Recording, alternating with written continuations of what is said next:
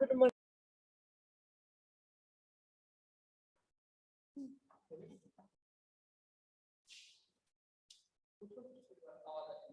दिव्यांशु, आवाज आ रही है क्या? दिव्यांशु, नव्य, आवाज आ रही है क्या? Hello, good morning ma'am. Morning, good morning, very good morning students. देखो, आज हमारा जो चैप्टर है, चैप्टर नंबर 3 है एटम्स एंड मॉलिक्यूल्स। ओके, आज हम पढ़ेंगे एटम्स और मॉलिक्यूल्स के बारे में।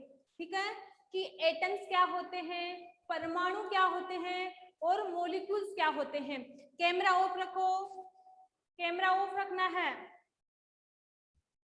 ठीक है, देखो एटम्स एंड मॉलिक्यूल्स के बारे में पढ़ेंगे। रोहन, आवाज म्यूट करो। रोहन, आवाज को म्यूट करो, बिल्कुल, वेरी गुड। देखो स्टूडेंट्स, आज का हमारा जो टॉपिक है वो एटम्स एंड मॉलिक्यूल्स, हम बोलते हैं परमाणु एंड अणु। नाम से स्पष्ट हो रहा है, परमाणु और अणु।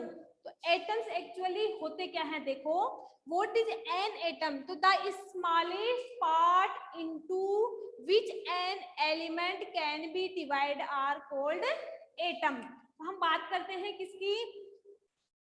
एटम की बात करते हैं। तो हमारे पास जितने भी जो एलिमेंट्स होते हैं ना, खूब सारे एटम्स मिलकर क्या करते हैं, ये एटम, ये एटम, ये एटम, खूब सारे एटम मिलकर किसका निर्माण करते हैं? एक एलिमेंट्स का निर्माण करते हैं। ठीक है, खूब सारे एटम्स मिलकर एक एलिमेंट्स बनाते हैं। तो हम अपनी भाषा में बोल सकते हैं कि जो एलिमेंट्स होता है उसका स्मॉलेस्ट पार्ट ही क्या होता है? एटम। मतलब खूब सारे एटम आपस में कंबाइंड होंगे, जुड़ेंगे और एक एलिमेंट्स की फॉर्मेशन करते हैं, और उन्हीं एटम्स का एक छोटा सा पार्ट क्या होगा? एटम, सॉरी, इसी एलिमेंट्स का एक छोटा सा भाग एटम होगा। तो अपनी देखो डेफिनेशन देखो, the smallest part into which an element can be divide are called atom. मतलब हम बोल सकते हैं कि जो एलिमेंट्स होते हैं तत्व का सबसे छोटे से छोटा भाग। आदित्य, आवाज म्यूट करो, आदित्य म्यूट करो। ठीक है, देखो तत्व का सबसे छोटे से छोटा, मतलब तत्व का छोटे से छोटा भाग क्या कहलाता है? एटम कहलाता है। और एटम, खूब सारे एटम मिलकर क्या बनाते हैं? तत्व बनाते हैं, जिसको हम बोलते हैं एलिमेंट्स। ठीक है, atomic radius is measure in nanometers. जब भी हम एटॉमिक रेडियस निकालते हैं, किसी भी परमाणु की रेडियस निकालते हैं, तो उसको हम नैनोमीटर में निकालते हैं। नैनोमीटर एक इसकी यूनिट होती है, जैसे नैनोमीटर, गीगामीटर, किलोमीटर, जैसे अपन दूरी वगैरह निकालते हैं ना किलोमीटर में, मीटर में, इसी प्रकार हम रेडियस निकालते हैं नैनोमीटर्स में। समझ में आ गया? जब भी हम रेडियस निकालते हैं तो उसके लिए हम यूनिट यूज करते हैं नैनोमीटर्स।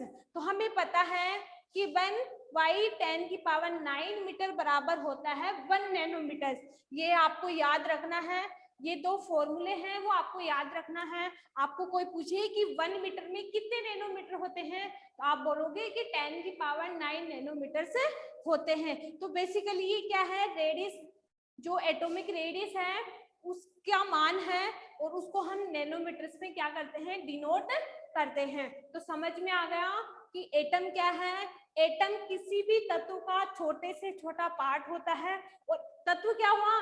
तत्व खूब सारे एटम मिलकर ही तत्व बनाते हैं, और उसी का छोटा सा भाग क्या हो गया? एटम हो गया। ठीक है, इसके बाद उसको किससे, जो रेडियस होती है, एटॉमिक रेडियस होती है, उसको हम किससे डिनोट करते हैं?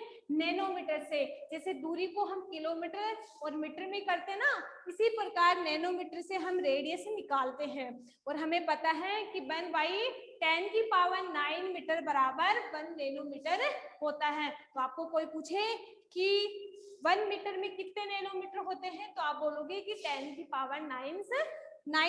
नैनोमीटर्स होते हैं। ठीक है, अब हम देखते हैं, कोई भी हमारे पास एलिमेंट हो या कोई भी अलग पदार्थ हो, जिसे बात करते हैं हीमोग्लोबिन की, हाइड्रोजन एलिमेंट है। इसके अलावा हम बात करते हैं किसकी, वाटर की बात करते हैं, ठीक है।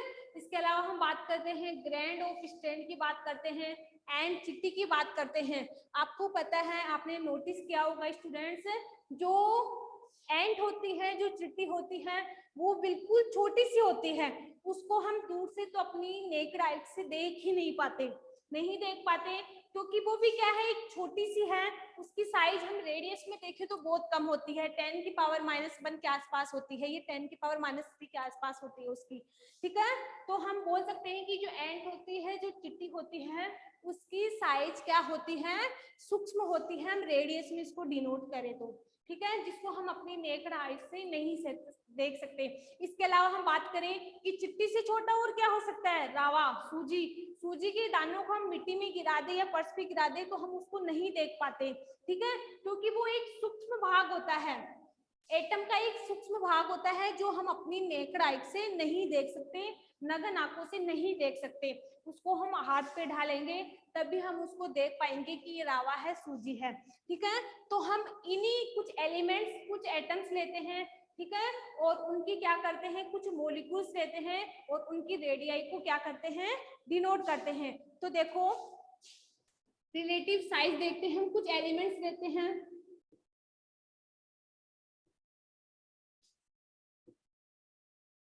रिलेटिव साइज की बात करें तो रेडियाई निकालेंगे सबसे पहले किसमें, इन मीटर में, और एग्जाम्पल के रूप में हम क्या लेते हैं, देखो फर्स्ट एग्जाम्पल मैंने लिया है एटम ऑफ हाइड्रोजन। हाइड्रोजन क्या है आपको पता हो तो, हाइड्रोजन क्या होता है, हाइड्रोजन एक एलिमेंट है, तत्व है, ठीक है, हाइड्रोजन एक तत्व है जो फर्स्ट नंबर पे आता है, ठीक है।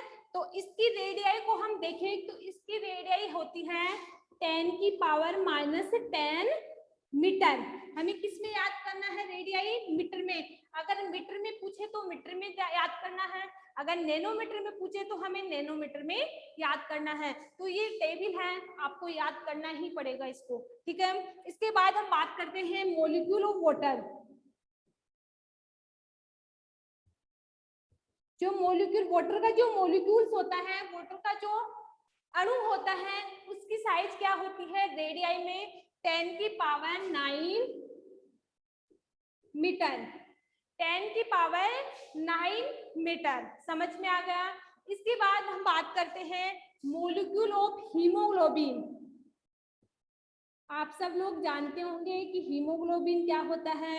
हीमोग्लोबिन एक वर्णक होता है जो हमारा जो ब्लड होता है ना, उसमें पाया जाता है, और उसका वर्क भी मैंने आप लोगों को प्रीवियस क्लास में बताया था कि हीमोग्लोबिन एक वर्णक है जिसके कारण हमारा जो ब्लड होता है उसका रंग रेड होता है। तो इसका आपको कोई पूछे कि हीमोग्लोबिन की रेडियाई क्या होती है, उसकी साइज क्या होती है, ठीक है, तो आप क्या बताओगे, इसकी साइज होती है 10 की पावर -8 मीटर। देखो अब कितनी होगी, तो आपको कोई पूछे कि हीमोग्लोबिन की साइज क्या होती है, 10 की पावर -8 मीटर। दिव्यांशु आवाज आ रही है ना,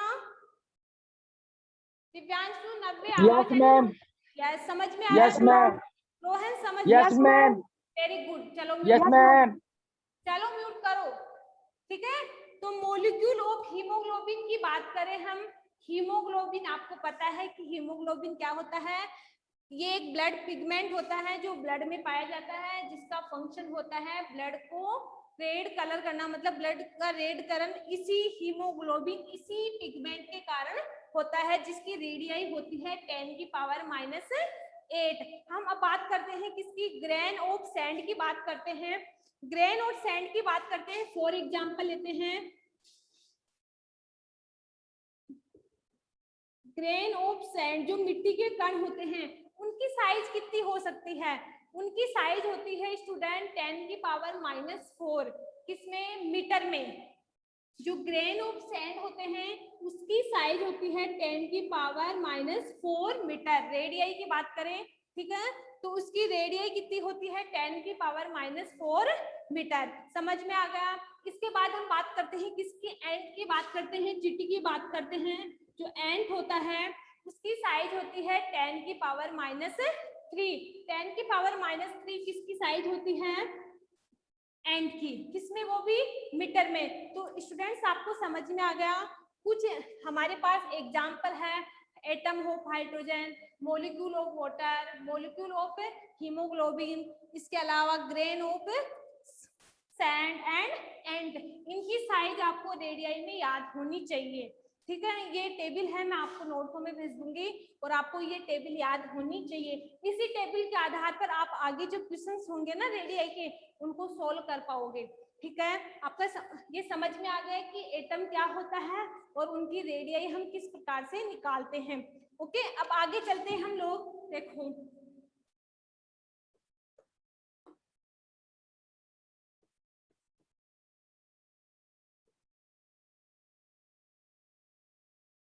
स्टूडेंट्स, हम बात करते हैं जो एलिमेंट्स होते हैं, तत्वों के बारे में तो सुना ही होगा आप लोगों ने। एलिमेंट्स जैसे हाइड्रोजन है, हीलियम है, मैंने प्रीवियस क्लास में आपको 20 एलिमेंट्स लिखवाए भी थे। हाइड्रोजन है, हीलियम है, लिथियम है, बेरिलियम है, बोरोन है, कार्बन। ठीक है, तो हमारी जो पीरियोडिक टेबल होती है ना, आवर्त सारणी, उसमें 118 तत्व पाए जाते हैं। 118 तत्व पाए जाते हैं जिनको हम 9th क्लास में पढ़ेंगे। ठीक है, और हम उनको याद भी होने चाहिए वो तत्व, और उनको हम किस प्रकार से उनका सिंबल लिखते हैं, उनका शॉर्टकट कैसे लिखते हैं, वो मैं आपको बता दूंगी। ठीक है, तो क्या होता है, देखो एक वैज्ञानिक था डोल्टन, एक वैज्ञानिक था डोल्टन। ध्यान से सुनना, अगर सुन लोगे तो लिखने में कुछ जोर नहीं आएगा। एक वैज्ञानिक था डोल्टन, उन्होंने क्या बोला कि जो तत्व होते हैं ना, जैसे हाइड्रोजन है, हीलियम है, ऑक्सीजन है, नाइट्रोजन है, कुछ भी हो सकते हैं। उन्होंने बोला कि हम जो भी तत्व है उनको अलग अलग शेप में क्या करेंगे, दिखाएंगे, कि हमें कैसे याद हो कि ये हाइड्रोजन है। ठीक है, तो ये हाइड्रोजन, सोडियम। ठीक है, तो जो वैज्ञानिक थे ना डोल्टन, उन्होंने क्या, फर्स्ट वैज्ञानिक थे जिन्होंने इन तत्वों के बारे में बोला कि जो ये तत्व पाए जाते हैं इनको हम ऐसे तो याद कर नहीं सकते, तो उनको अलग अलग क्या करते हैं, शेप देते हैं, अलग अलग नाम देते हैं। ठीक है, तो इन वैज्ञानिकों ने क्या किया, डोल्टन नामक जो वैज्ञानिक था, फर्स्ट वैज्ञानिक था, जिन्होंने एक सिंबल के रूप में इनको स्ट्रक्चर दी, और उन्होंने बोला कि हम जो भी तत्व लेते हैं उनको अलग अलग शेप में डिनोट करेंगे।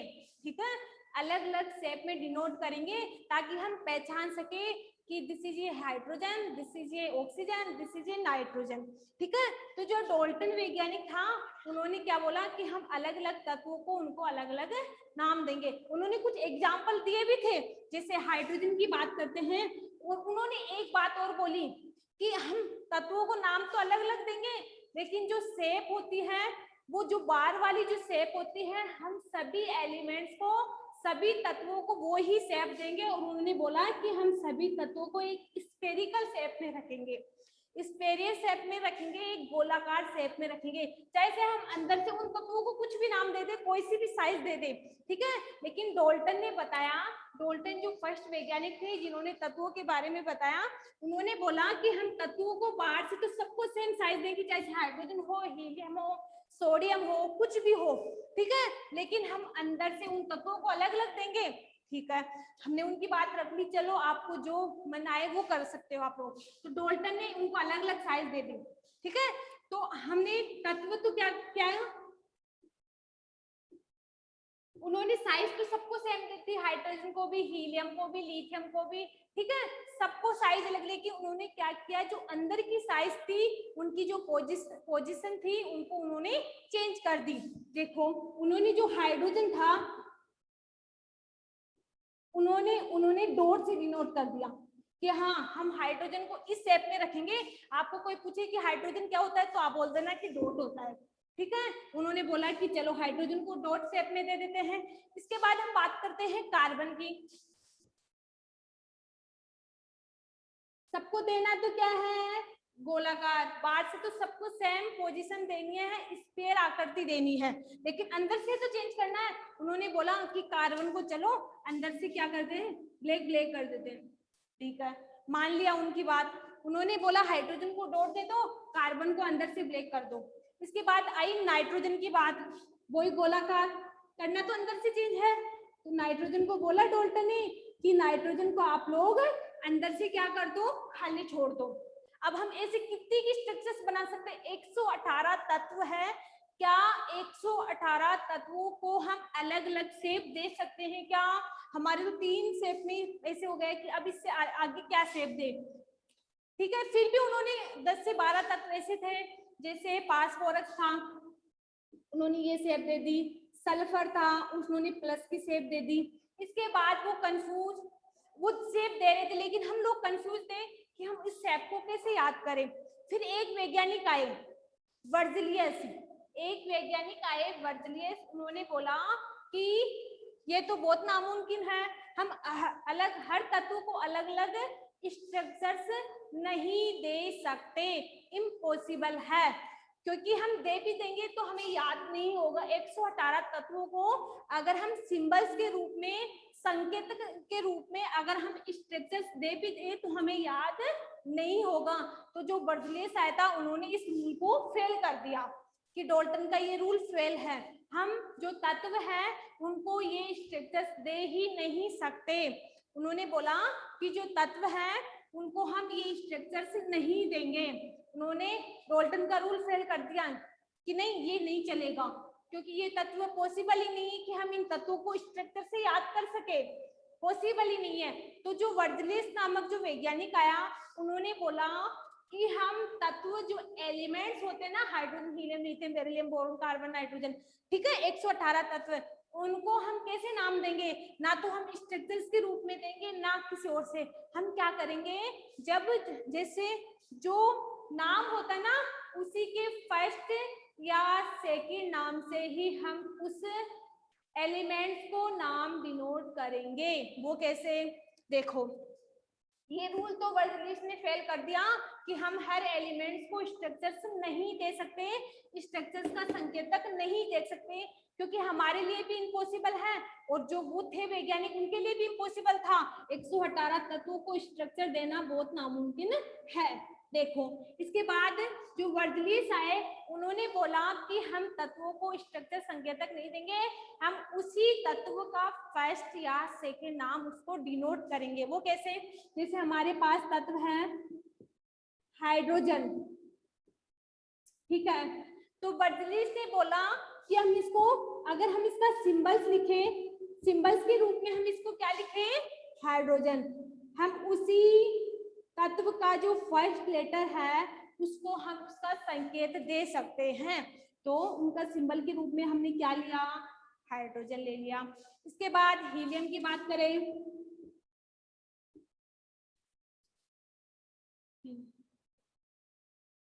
लिथियम की बात करें, सॉरी, लिथियम की बात करें तो हमेशा फर्स्ट लेटर किस में आता है? कैपिटल में। तो उन्होंने बोला कि हम उनका नाम फर्स्ट लेटर या फर्स्ट टू सेकंड लेटर से डिनोट कर सकते हैं। ठीक है, तो उन्होंने दो नामों के लिए भी बोला, तो उन्होंने एल के नाम से इसको डिनोट कर दिया। तो ज्यादा मुश्किल नहीं है ये चीज, क्योंकि हम उसी तत्व का फर्स्ट लेटर या फर्स्ट टू सेकंड लेटर लेकर उसके सिंबल्स को क्या कर सकते हैं?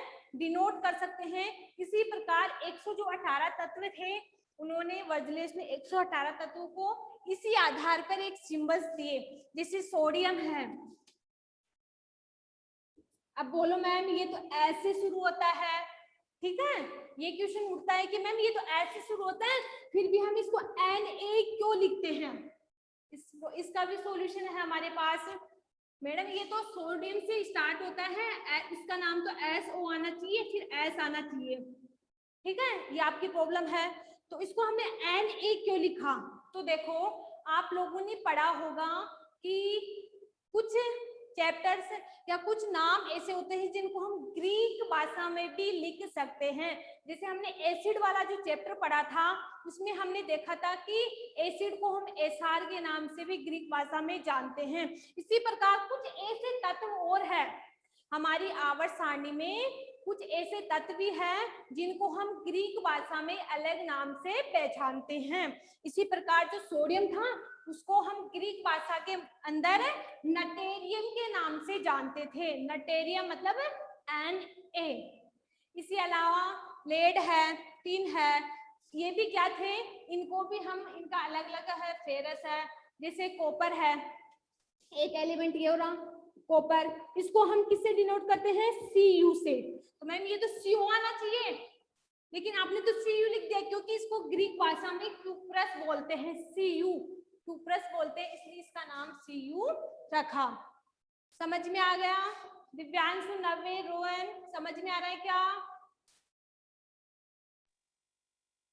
दिव्यांशु,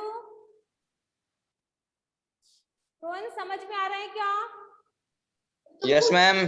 समझ में आ रहा है कि हमने किस प्रकार से इन तत्वों के नाम रखे। अब आप ये भी सोच रहे होंगे कि मैम हमें तत्व पता ही नहीं है, इसलिए आपको तत्व सारे में लिखवा दूंगी 1 से 18, वो भी ट्रिक के साथ। ठीक है, ट्रिक के साथ आपको पूरे 118 एलिमेंट्स में आपको लिखवाऊंगी। ठीक है, डोंट वरी। एक बार आप समझ लो कि कौन कौन से वैज्ञानिक आए और कौन कौन से वैज्ञानिकों ने अपना क्या क्या मंथन रखा। जो डाल्टन आए उन्होंने स्ट्रक्चर्स के लिए बोला, लेकिन बर्जलेस ने ये रूल फेल कर दिया कि नहीं, हर एलिमेंट्स को स्ट्रक्चर्स देना नामुमकिन है और हमारे लिए भी याद करना नामुमकिन है। उन्होंने क्या किया, अपने ही जो एलिमेंट्स आते हैं उसके फर्स्ट लेटर या फर्स्ट टू सेकेंड लेटर के नाम से हर एलिमेंट्स को सिंबल दे दिया। लेकिन कुछ सिंबल्स अलग थे, वो क्यों थे वो मैंने बता दिया, क्योंकि हम जानते हैं कुछ ऐसे तत्व या कुछ ऐसे अपवाद होते हैं जिनको हम ग्रीक भाषा में अलग नाम से पहचानते हैं।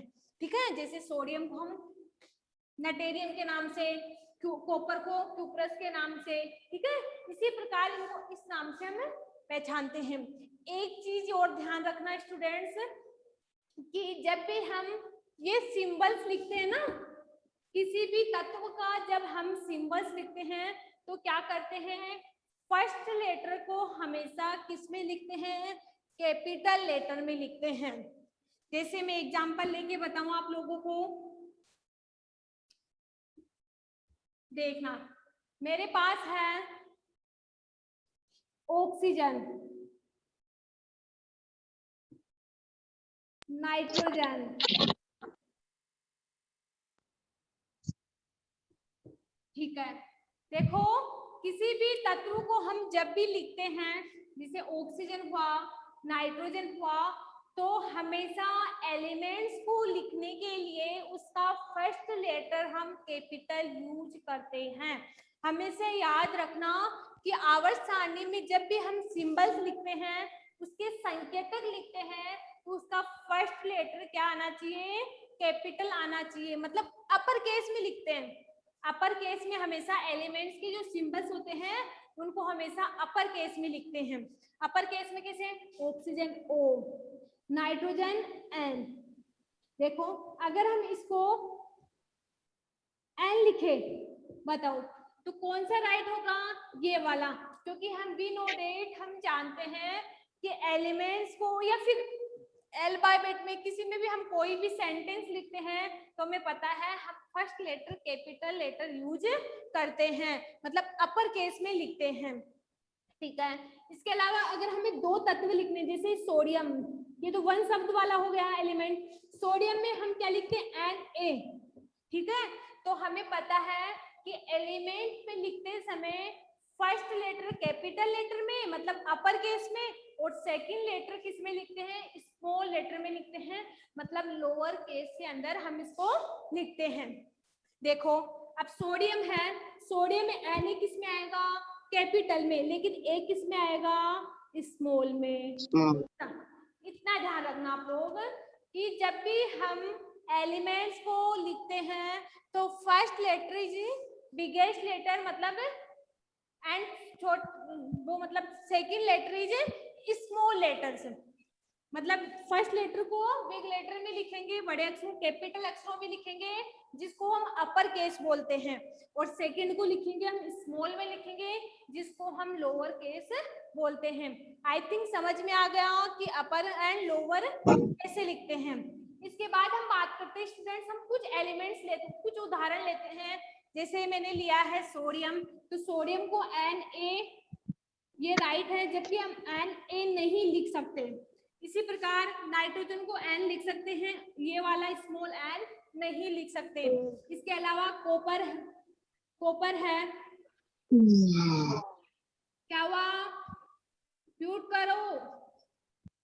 लिथियम है, लिथियम को हम ये लिख सकते हैं लेकिन ये नहीं लिख सकते। बस इतना ध्यान रखना कि एलिमेंट को लिखते समय first letter always capital letter and second letter is small letters, और उनका सिंबल्स वर्डलिस्ट के अनुसार फर्स्ट लेटर या first to second letter.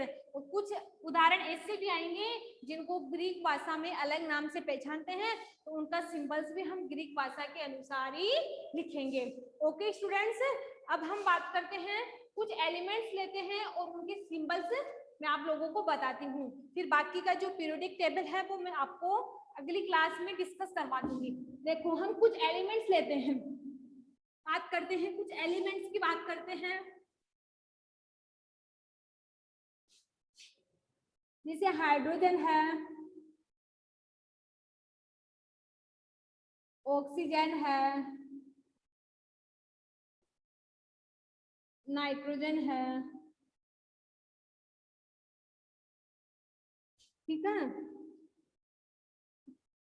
Argon है, इसके अलावा सोडियम है, जिंक है,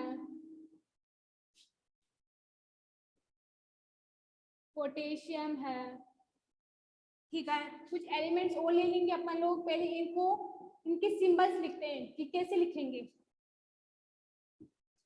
ये क्या है, एलिमेंट है हमारे पास। 118 में से मैंने कुछ एलिमेंट्स लिए हैं, इनके सिंबल्स देखेंगे अब सबसे पहले। तो देखो बात करते हैं सबसे पहले हाइड्रोजन की। तो हाइड्रोजन के लिए फर्स्ट सिंबल क्या लेंगे हम लोग, फर्स्ट सिंबल्स क्या लेंगे हम लोग, H, वो भी किसमें, कैपिटल में, अपर केस में, ठीक है। इसके बाद हम बात करते हैं ऑक्सीजन। ऑक्सीजन के लिए क्या लेंगे, O2 कैसा, अपर केस में, मतलब कैपिटल में। इसके बाद हम बात करते हैं नाइट्रोजन की। नाइट्रोजन के लिए हम लेते हैं N, वो भी किसमें, कैपिटल में, और किसमें, अपर केस में। आर्गन की बात करते हैं, आर्गन के लिए AR लेते हैं, लेकिन first letter capital letter and second letter is small letter, मतलब A किस में होगा, अपर केस में होगा, और R किस में होगा, लोअर केस में होगा, ठीक है। इसके बाद हम सोडियम की बात करते हैं। सोडियम के लिए मैंने बताया था कि लैटिन भाषा में इसको नटेरियम के नाम से पहचानते हैं। तो Na, तो N किस में होगा, कैपिटल में होगा, और A किस में होगा, स्मॉल में होगा। इसके अलावा हम जिंक की बात करते हैं, तो जिंक का क्या होगा, Zn, ठीक है। जिंक को हम Zn के नाम से डिनोट करते हैं। इसमें Z वही कैपिटल अपर केस में, जबकि N किस में होगा, लोअर केस में। अब बात करते हैं पोटेशियम की बात करते हैं। पोटेशियम को हम किसके नाम से पहचानते हैं, K के नाम से, ठीक है। इसका भी लैटिन भाषा में कुछ अलग नाम से हम पहचानते हैं। कुछ और अदर एग्जांपल लेते हैं जिसके बारे में मैं आपको पूछूंगी कि इसका सिंबल्स क्या हो सकता है, आप आइडेंटिफाई करना, ठीक है। जिसको पूछूं वही बताएगा कि इसका सिंबल्स क्या होगा, ठीक है। हम बात करते हैं किसकी,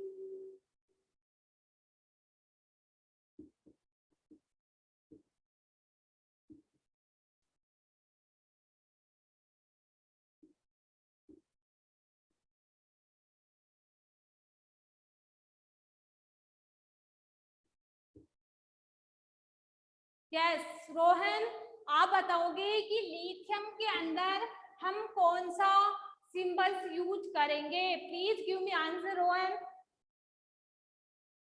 Rohan give me answer please, जो आ रहा है वो बताओ प्लीज।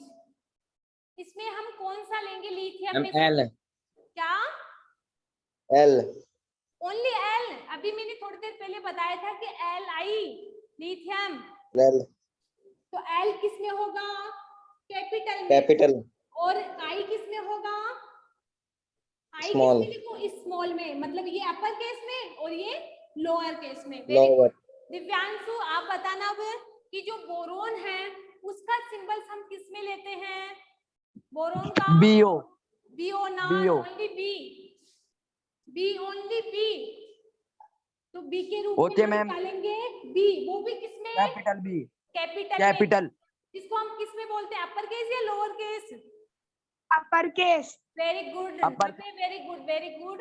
आगे बताओगे आदित्य, आप बताओगे कि कार्बन का सिंबल्स क्या लेते हैं? आपके कार्बन तो अधिकतर यूज में आता है। कार्बन का सी ए लेंगे या सी लेंगे? Only CA. ओनली सी, वेरी गुड। कार्बन को हम वो भी किस में? कैपिटल में। बोला। तो आई थिंक समझ में आ गया आप लोगों को। और Yes. ready? Yes, Yes, ma'am. ma'am. आज का जो Yes, टॉपिक ma'am. था हमारा एटम, उसमें हमने एटम के बारे में पढ़ा। दोबारा से एक बार मैं पूरा रिपीट करती हूँ, ध्यान से सुनना, ठीक है? देखो, एटम क्या होता है? एटम किसी तत्व का छोटा भाग होता है। The smallest part of element divide is called atom. किसी तत्व का छोटा सा भाग ही वो एटम होता है, परमाणु होता है। और सभी खूब सारे एटम मिलके क्या बनाते हैं? तत्व बनाते हैं। इसके बाद हमने बोला कि क्या होती है उसकी रेडियस, रेडियस क्या होती है? नैनोमीटर में हम डिनोट करते हैं। और वन में क्या होती है? 10 की पावर 9 नैनोमीटर, ठीक है? ये रेडियस हो गई। इसके अलावा हमने बताया है रिलेटिव साइज। कुछ हमने एलिमेंट्स, कुछ एटम लिए थे। हमने लिया था एटम, फर्स्ट उदाहरण लिया था एटम ऑफ हाइड्रोजन, उसकी रेडियाई मैंने बताई है 10 की पावर -10 मीटर। ओके, इसके बाद सेकंड था अपना मॉलिक्यूल ऑफ वाटर, उसकी रेडियाई मैंने बताई है 10 की पावर -9, वो भी किसमें? मीटर में। इसके बाद थर्ड एग्जांपल लिया था हमने मॉलिक्यूल ऑफ हीमोग्लोबिन, और हीमोग्लोबिन आप लोग जानते हो क्या होता है, और उसकी रेडियाई भी आज मैंने बता दी। तो आप लोग हीमोग्लोबिन के बारे में कितना जानते हो कि वो वर्णक होता है, उसके कारण रेड कलर होता है, हमारे ब्लड में पाया जाता है। और उसकी रेडियाई भी हमें पता चल गई कि उसकी रेडियाई 10 की पावर -8 होती है। ओके, इसके बाद हमने लिया था इसका ग्रेन ऑफ सैंड, उसकी मैंने बताई थी 10 की पावर -4। इसके बाद एंट लिया था, इसकी बताई थी 10 की पावर -3। हाँ, वेरी गुड। अब आगे चलते हैं। आगे मैंने बताया था किसके बारे में? डोल्टन के बारे में, कि डोल्टन वैज्ञानिक आए और वो फर्स्ट वैज्ञानिक ऐसे थे जिन्होंने क्या किया था? एलिमेंट्स के बारे में बताया था कि एलिमेंट्स होते हैं और उनको हम कैसे 118 तत्व पाए जाते हैं हमारी पीरियोडिक टेबल में, आवर्त सारणी में। और 118 तत्वों को हम अलग अलग सिंबल के रूप में अलग अलग आकृति देंगे। तो उन्होंने अपना मंथन रखा, वैज्ञानिकों ने सोचा चलो उसको अपना मंथन देने दो। हम भी उसकी बात से सहमत हो गए और हमने देखा कि उन्होंने 3-4 स्ट्रक्चर दी। और उसके बाद क्या हुआ कि अलग अलग स्ट्रक्चर्स, अलग अलग सिंबल्स को, अलग अलग एटम्स को अलग अलग सिंबल देना क्या होता है? नहीं, 7 मिनट है, ठीक है? तो अलग अलग जो एलिमेंट्स होते हैं उनको अलग अलग सिंबल्स देना क्या होता है? नामुमकिन होता है। फिर भी उन्होंने दिए, हाइड्रोजन को डॉट के नाम से, इसके बाद नाइट्रोजन को फिल इन द, कार्बन को ब्लैक कर दिया, नाइट्रोजन को खाली छोड़ दिया, ठीक है? सल्फर को प्लस का चिन्ह दे दिया। लेकिन ये चीज इम्पॉसिबल थी हमारे लिए भी कि अलग अलग एलिमेंट्स को हम अलग अलग स्ट्रक्चर से, अलग अलग संरचना से याद नहीं कर सकते। 118 तत्व है, 118 तत्वों को ऐसे याद करना नामुमकिन है। फिर एक वैज्ञानिक आए दूसरे, बर्जलियस ने क्या बोला कि ये चीज गलत है, डोल्टन जो भी रूल दे रहा है वो गलत है, इसके रूल को कट करो, ये जो बता रहा है वो गलत है, ये नामुमकिन है, ये हो ही नहीं सकता। तो उन्होंने डोल्टन के रूल को फेल कर दिया कि साइड में हट, अब मैं मेरा रूल बताता हूँ। तो उन्होंने अपना रूल बताया, उन्होंने बोला कि 118 तत्व है और 118 तत्वों को हम कैसे नाम दे सकते हैं, कैसे संकेत दे सकते हैं। तो उन्होंने क्या किया, उन्होंने अलग अलग तत्वों को सिंबल्स के आधार पे, जो उसका जो नाम था, जैसे हाइड्रोजन है तो उसका फर्स्ट लेटर या फर्स्ट टू सेकंड लेटर लेकर उसके सिंबल्स को क्या किया, डिफाइन किया। ठीक है। और 118 तत्व को ऐसे ही नाम दिया, लेकिन कुछ तत्व ऐसे थे जो उसके नाम से नहीं आ रहे थे, जैसे मैंने एग्जांपल लिए थे, कॉपर था, सोडियम था। क्यों? क्योंकि उनके अलग लेक्टिन नाम से भी उनको जानते हैं। तो वे उन्होंने सोचा कि हर चीज मतलब हर व्यक्ति को एक चीज देना नामुमकिन है, कुछ व्यक्तियों को थोड़ा अलग देते हैं। तो उन्होंने जो जिनके लेक्टिन नाम थे, उन्होंने उनका नाम, उनका संकेतक, उनका सिंबल्स उसी लेक्टिन के नाम के आधार पर रख दिया। ठीक है, तो दोनों की बात हो गई। टोल्टन तो हट ही गया था, लेकिन बर्जलियस की जो बात थी उन्होंने रख ली। और बर्जलियस क्या करता गया, जैसे जैसे तत्वों की खोज होती गई, एक एक तत्वों की खोज होती गई, ऐसे 118 तत्वों की खोज हुई। उन्होंने हर तत्व के आगे सिंबल रखा और अपनी बात रख दी और अपना मंत्र रखा कि हाइड्रोजन है उसको ऐसे ही डिनोट करेंगे, चाहे से कुछ भी हो जाए। हीलियम है उसको He से ही डिनोट करेंगे, चाहे से कुछ भी हो जाए। तो मतलब बर्जलियस जो वैज्ञानिक था, उन्होंने अपनी बात रखी और उन्होंने हर एलिमेंट पे अपनी बात रख दी। मतलब एक तरह से उन्होंने ठप्पा लगा दिया कि हाँ ये बात फिक्स है कि हाइड्रोजन को H, सोडियम को Na, मतलब हर एलिमेंट को जिसे अपना नाम फिक्स होता है ना, कि अपने बचपन में अपना नाम फिक्स कर देते हैं पेरेंट्स, तो हाँ मेरा नाम यही रहेगा। तो वो पेरेंट्स का जो अपने पेरेंट्स जो अपना नाम रखते हैं वो अपना नाम वो ही रहता है। इसी प्रकार बर्जलियस ने भी हर तत्व को अपना अलग अलग नाम दे दिया। ठीक है, समझ में आ गया। इसके बाद में एलिमेंट्स बताए हैं मैंने कुछ और उनके सिंबल्स बताए हैं। बाकी की जो एलिमेंट्स है 118 में, वो आपको मैं पीरियोडिक टेबल कल या परसों जो आपकी क्लास होगी उसमें आपको पूरे 118 तत्व वो भी विद ट्रिक के साथ समझा दूंगी। Any problem any students please? No ma'am. No madam. Divyansh no ma'am. कैसी लगी नो मैम। क्लास? कैसी लगी आपको आज की? यस, बहुत अच्छी लगी मैम। समझ में आया ना पूरा आइटम्स क्या होते हैं? Yes ma'am. रोहन क्लास कैसी लगी आपको? मैम अच्छी लगी। अश्वनी आपको समझ में आया? Yes ma'am. Very good. Aditya आपको? Yes ma'am. अगर कोई डाउट हो तो प्लीज पूछो मेरे को। और सुनो, जो भी आज पढ़ाया है उसके नोट्स में आपका जो स्कॉलर ERP ऐप है उस पे डाल दूंगी, या व्हाट्सएप ग्रुप पे भी डाल दूंगी। तो आपको ये जो नोट्स है वो क्लियर से करना है। चैप्टर डाल लेना ऊपर ही ऊपर और चैप्टर का नाम लिख लेना atoms and molecules. Topic first डालना व्हाट इज एन एटम। बाद में जो भी मैं भेज रही हूँ उसको शुरू से एंडिंग तक कर लेना। और कुछ भी प्रॉब्लम हो तो आप अगली क्लास में मुझसे पूछ सकते हो। एक बार इसको पढ़ लेना डिटेल से। और इस टॉपिक में अगर आपको कोई डाउट लग रहा है कि मैम आपने ये बताया लेकिन इसमें ये हो रहा है, तो आप मुझे अगली क्लास में पूछ सकते हो। और आज भी पूछ सकते हो अगर कुछ पूछना हो तो, टाइम है आपके पास। मैम बहुत अच्छे से समझ में आया। आया ना? Very good. यस। मैं ये चाहती हूँ आपको अच्छे से ही आएगा। अगर आप कॉन्फिडेंटली क्लास में बैठोगे और विश्वास करके आओगे क्लास में तो 100% समझ में आएगा। मुझे आप लोगों को अच्छा लगा, 5-6 बच्चे जुड़े, कल और ज्यादा जुड़ेंगे, परसों और ज्यादा। और अपना ये चैप्टर तो इतना मजा लायक, मतलब इतना मजा आएगा इसमें तो पढ़ते पढ़ते देख लेना, आप खुद बोलोगे कि मैम ये बोरिंग टॉपिक नहीं है, इसमें तो हम अच्छे से पढ़ेंगे। ठीक है, फिर भी कोई प्रॉब्लम हो, कोई भी डाउट हो तो आप लोग साइड में नोटबुक में लिख लेना। आप लोगों की जो परसों की क्लास होगी इसमें हम लोग इस टॉपिक को और क्लियर कर लेंगे। ओके स्टूडेंट्स, लेकिन आपको जो वर्क मिले ना उसको टाइम टू टाइम अपडेट कर लेना। एक दिन जो आज का वर्क मिला उसको आज ही क्लियर करना है अपनी नोटबुक के अंदर। ठीक है, और जो आज स्टूडेंट है वो परसों तो रहने चाहिए। ऐसे नहीं कि आज स्टूडेंट है वो परसों दिखे ही नहीं मेरे को क्लास में, और टाइम पे क्लास लेने के लिए आ जाएगा आप लोग। मैं नहीं चाहती कि आप लोगों का एक भी टॉपिक मिस हो। मैम हमारे पास 9th बुक भी है। क्या वहाँ बुक भी है? वेरी गुड, और भी अच्छी बात है। तभी तो बोल रही हूँ अगर कुछ डाउट हो तो आप लोग मेरे को परसों की क्लास में पूछ सकते हो या फिर मैसेज करके वैसे भी पूछ सकते हो। ठीक है, कुछ प्रॉब्लम और हो रही है तो या कुछ पूछना है तो पूछ लो आप लोग। स्कॉलर पे वर्क मिल तो जाता है ना आप लोगों को?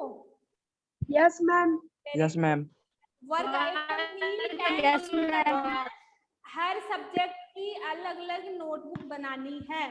साइंस की अलग बनानी है, मैथ्स की अलग से बनानी है। ठीक है, और फिर भी कोई डाउट हो तो आप लोग पर्सनली फोन करके भी पूछ सकते हो या वैसे भी पूछ सकते हो। मैम यस मैम साइंस की वो वाली नोट को बनाई थी जहाँ पे एक सफेद पेज होता है और एक लिखी निचली होता है। नहीं, आप तो नोटबुक ही बना लेना, ठीक है। अगर रजिस्टर लेके आ गए ना आप लोग तो बना लो, और नहीं लाए तो नोटबुक ही बना लेना आप लोग, ठीक है। जो डायग्राम ma'am. आएगा हम लाइन वाले पेज में भी बना लेंगे उसको। ओके स्टूडेंट, Yes, चलो ठीक है, टेक केयर, है ना। Okay ma'am.